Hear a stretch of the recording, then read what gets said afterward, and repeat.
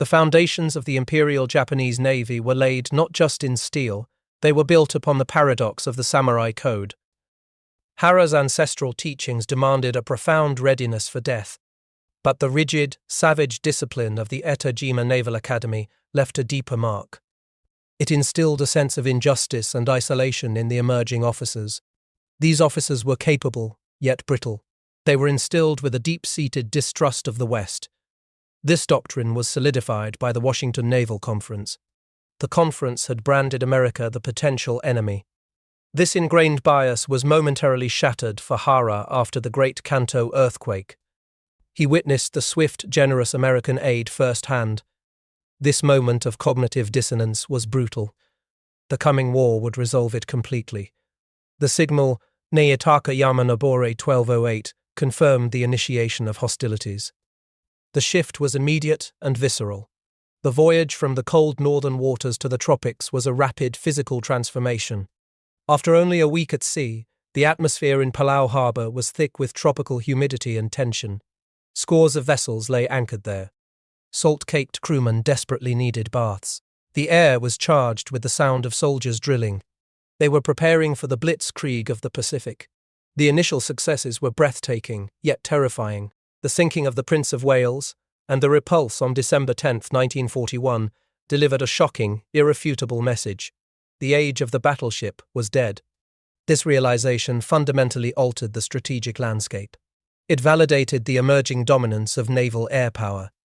It rendered the Imperial Japanese Navy's traditional focus obsolete. But beneath the wave of early victories, the rot began to show. The Davao landings were not the clean, decisive actions celebrated in propaganda. They were chaotic fumbles. Hara's own destroyer found itself firing its 620mm guns ineffectively. The enemy was 2,000 meters distant.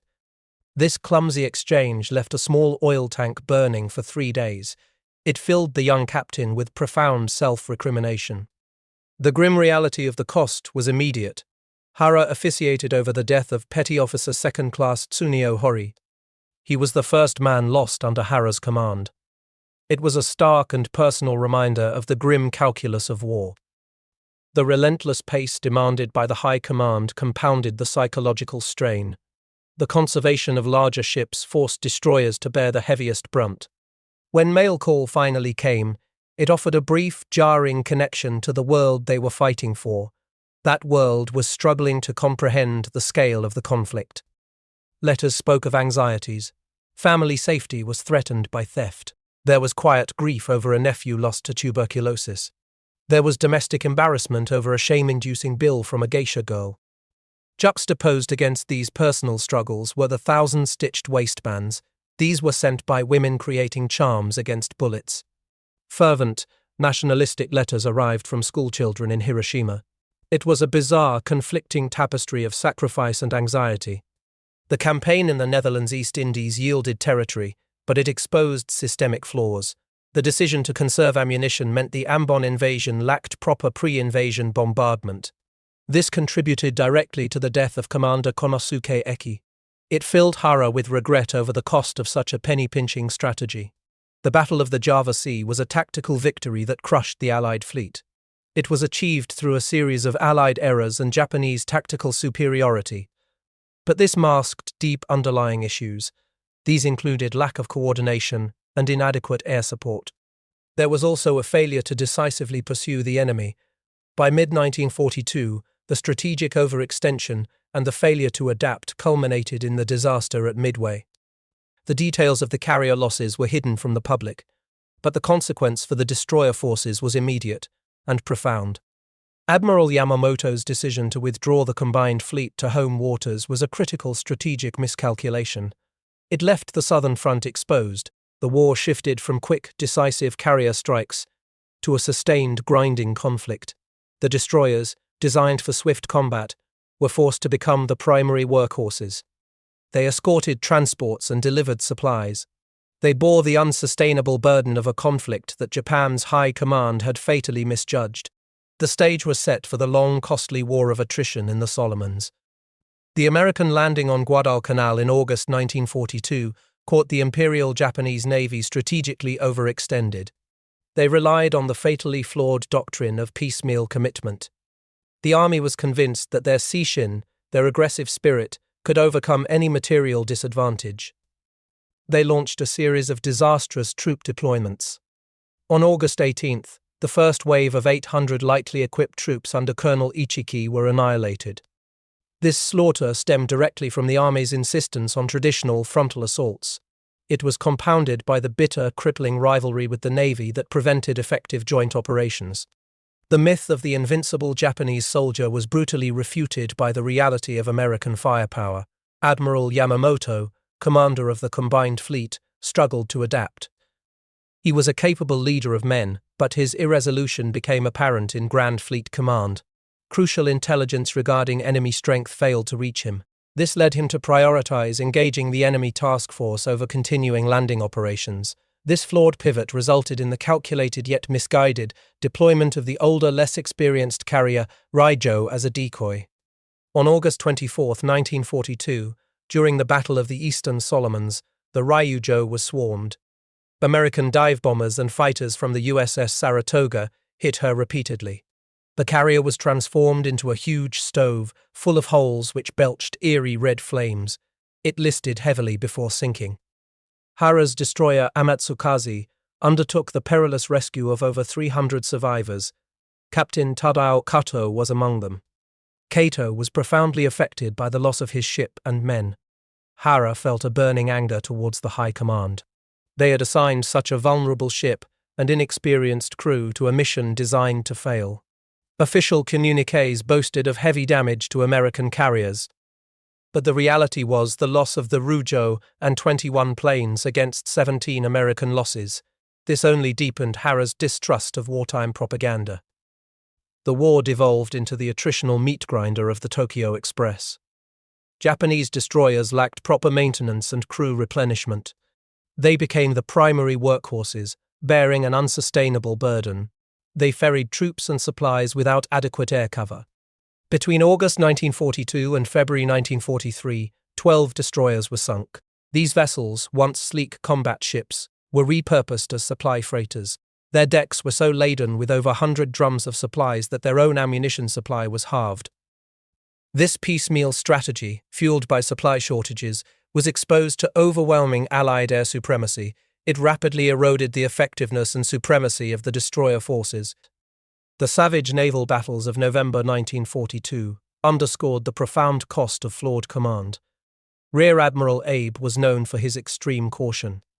He dictated complex, tight formations and rigid speeds that hindered decisive action.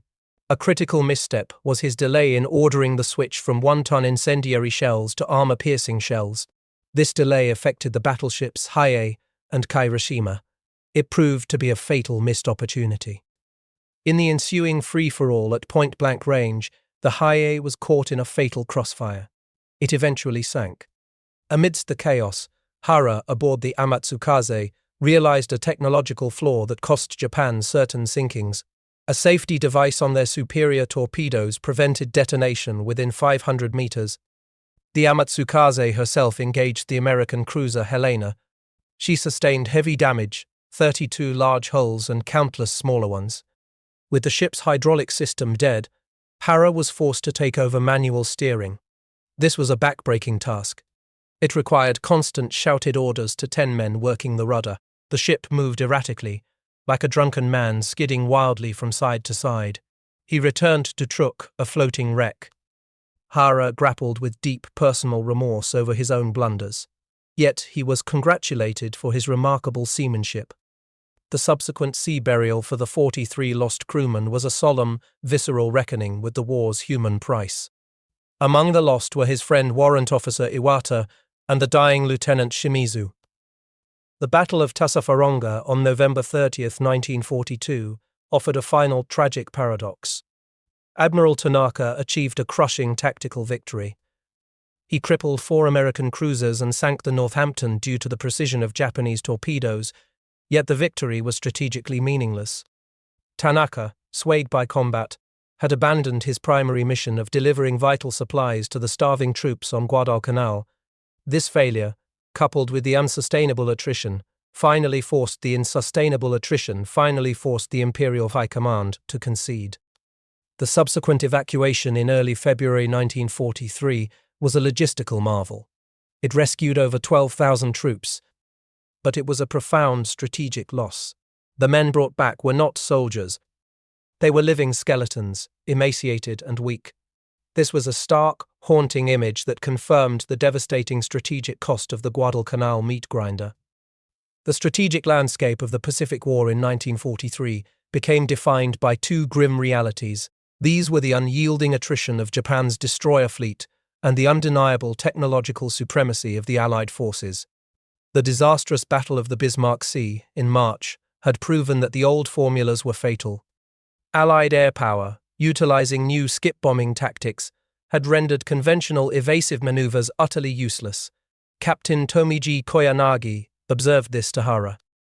The Japanese Navy was fighting a ghost. It was a rapidly advancing future it could not grasp. In April 1943, the Imperial Navy suffered a blow that was both strategic and symbolic. This was the assassination of Admiral Isoroku Yamamoto. His loss was not the cause of Japan's strategic failures, but it removed a leader of immense stature. Hara witnessed the consequence firsthand. He saw 7 coffins aboard the mighty battleship Musashi. It was a powerful, silent acknowledgement of the void left in the command structure. Yamamoto's successor, Admiral Koga, continued the flawed strategy of piecemeal commitment. This strategy played directly into American hands. The primary American advantage was no longer just numbers, but vision. Allied radar had effectively negated Japan's historical supremacy in night fighting. It transformed the predictable Tokyo Express supply runs into lethal ambushes. The Japanese command, however, remained rigid. They clung to the belief that the enemy would predictably play their game. This grinding, impersonal war of technology occasionally yielded moments of bizarre, individual human drama. On August 1, 1943, the destroyer Amagiri rammed and sank Lieutenant Jack Kennedy's PT-109 in the Blackett Strait. The sheer brute force of the destroyer against the tiny torpedo boat epitomized the scale of the conflict. Yet the subsequent survival of Kennedy and his men stood in stark contrast to the mechanical slaughter of the main fleet actions. Their struggle for life was marked by heroic swims and desperate signals. It was a testament to individual human resilience against the overwhelming tide of war. But the fleet paid the ultimate price for the High Command's inflexibility. Following a successful transport run to Kolombangara, Hara, now captain of the destroyer Shigor, was horrified by the next plan. It was the Vela Gulf operation. His ship had been transformed from a sluggish and creaking hulk into a snappy, hard-working team through grueling, 7-day-a-week training. Yet he knew the strategy was doomed.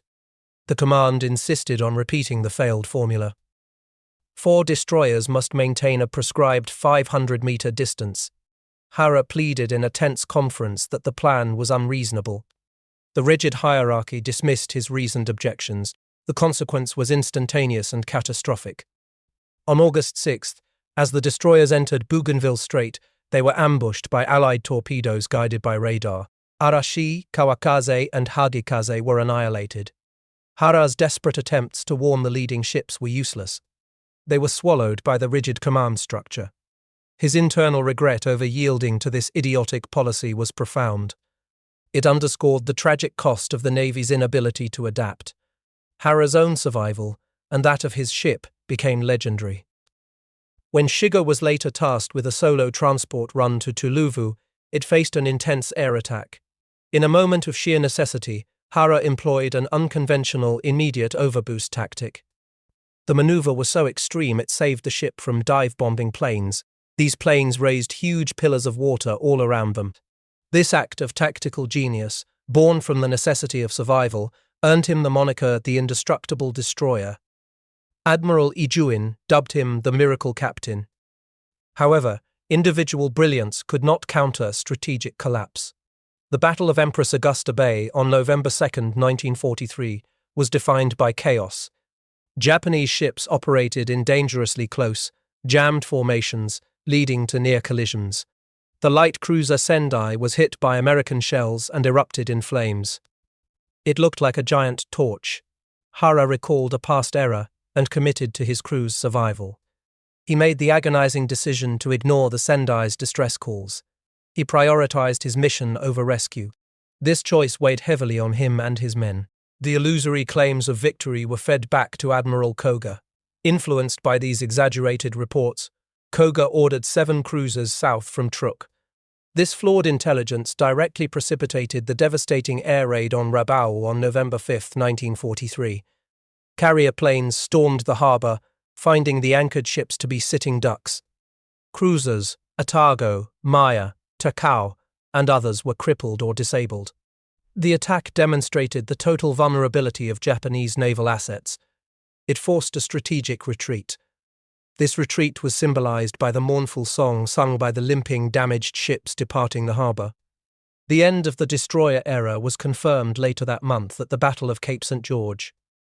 Facing Captain Arlie A. Burke's American destroyers, the Japanese vessels were swiftly sunk by radar-controlled gunfire. This marked the definitive end of the destroyer heyday. The final nail in the coffin came in June 1944. The Marianas Turkey shoot resulted in the catastrophic loss of 3 carriers and 500 planes.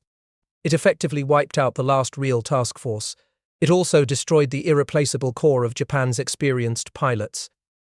The decimation of the carrier forces confirmed that the war was irrevocably lost. It left the remaining surface ships to face the inevitable end alone. The final year of the Pacific War was defined by a profound systemic failure that transcended individual bravery. The Japanese command structure, now led by the inexperienced Admiral Toyoda, was crippled. They suffered from the loss of their fighting corps and a crushing lack of resources. The Navy scrambled to fill command roles by appointing superannuated admirals. These men's experience dated back to the battleship era. They were fundamentally unsuited for modern air-centric warfare. Compounding this, the crippling fuel shortage meant the new generation of officers could not be adequately trained. These were college and university graduates drafted into service. This forced Hara to graduate his first class in April 1944, with a stark warning. He told them their torpedo boats were nothing but practice targets. Hara witnessed the decay and the inevitable trajectory toward defeat. He acted on his despair in July 1944. He made a hot-headed revolutionary petition to Prince Takamatsu, Emperor Hirohito's brother. He advocated for immediate surrender. It was a desperate cry from the front lines, ignored by an impervious high command. When the American landings at Leyte began in October 1944, the Imperial Navy's response was the formalization of its death wish. The announcement of the Kamikaze Corps on October 27 signaled the High Command's complete reliance on suicidal tactics. It was a desperate measure born from the loss of conventional air and naval power. Hara, now at the depressing school in Kawatana, watched as Captain Miyazaki presented the new surface kamikaze boats. These were the Shinyo, or Ocean Shaker. He also presented frogman gear. Hara was forced into a profound moral compromise. He offered his students a choice between conventional torpedo boats and these suicidal weapons. This moment solidified the inhumanity of the war's final phase. By early 1945, the Second Fleet had been whittled down to few leftovers. Yet the political pressure to utilize the ultimate symbol of imperial power, the battleship Yamato, became insurmountable. This led to the conception of Operation Ten-Go. The mission was strategically unsound, technologically doomed, and morally bankrupt.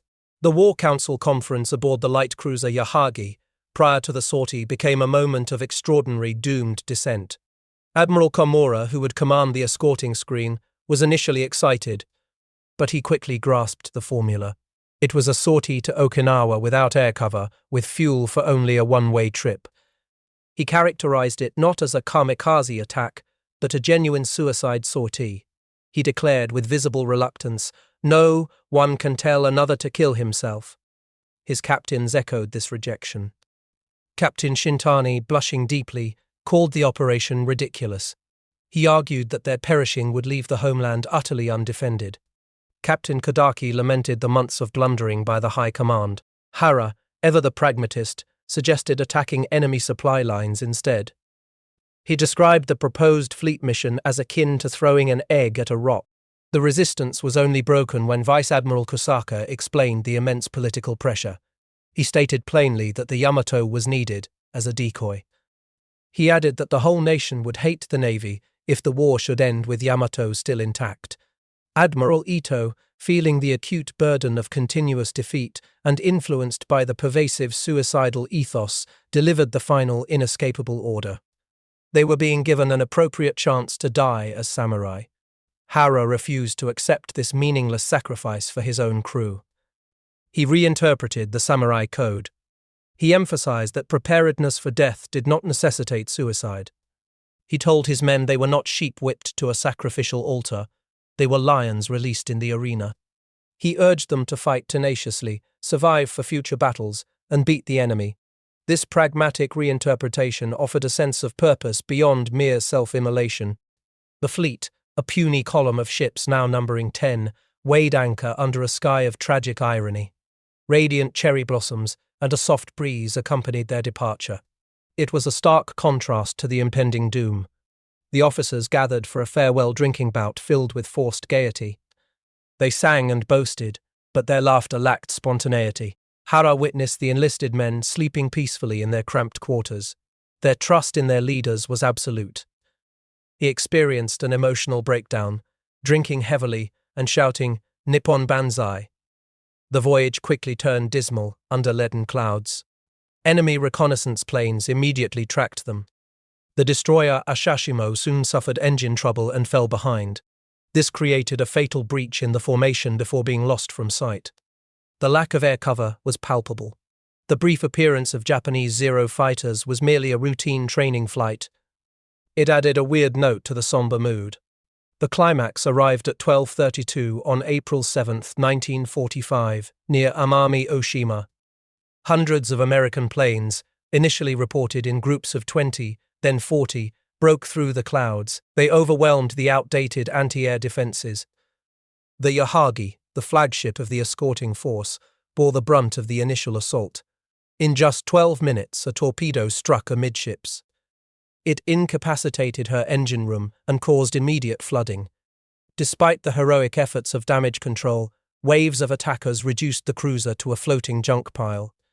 They dropped bombs and 16 powerful homing torpedoes.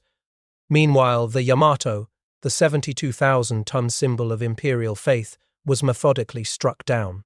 By 1405, her list could not be restored. At 1417, 8 more torpedoes struck her port side. At 1427-90, after suffering 12 torpedo hits and countless bombs, the unsinkable behemoth vanished beneath the waves in a cataclysmic explosion. Ara, pulled from the sea and encountering the carnage firsthand, knew the truth. The Imperial Navy was finished. The destruction was absolute. The destroyer Isokaze was disabled by near misses that holed her engine room and killed 100 crew. The Kasumi, crippled and unable to fight, was finished off by its sister ship. The destroyer Fuyutsuki performed this final, grim act of naval duty to prevent its capture. The sinking of the Yamato on April 7, 1945, was more than a loss of steel. It was the definitive symbolic death of the Imperial Japanese Navy. It was drowned by the overwhelming technological and industrial might of the enemy. The morning of April 8, 1945, dawned on a broken fleet. Captain Tamechi Hara, now aboard the destroyer Hatsushimo, had miraculously returned to Sasebo undamaged. He was alive, pulled from the gigantic bloody whirlpool left by the Yahagi. He was a survivor in a navy that had just committed mass suicide. His immediate duty was the accounting. In the cramped wardroom of the Hatsushimo, the medical officer delivered the final official tally of the catastrophe. It was a factual debriefing that laid bare the scale of the sacrifice and the futility of the mission. The figures were staggering. It was a grim ledger of the cost of one doomed sortie. 2,498 men were lost aboard the Yamato alone. The Yahagi had taken 446 crewmen with her. Across the remaining destroyers, including the crippled and scuttled Isakaze and Kasumi, 721 more lives had been extinguished. In total, over 3,600 souls had been thrown into the churning waters of the East China Sea. They inflicted virtually no meaningful damage on the enemy.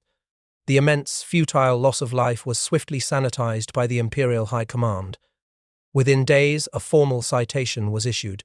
It praised the men of the annihilated Second Fleet for their gallant self-sacrifice in pursuit of a great war result. This official pronouncement stood as a stark, cynical irony against the backdrop of the wreckage. The High Command, unable to admit strategic failure, chose to celebrate meaningless death. They elevated the concept of suicidal devotion above the reality of technological defeat.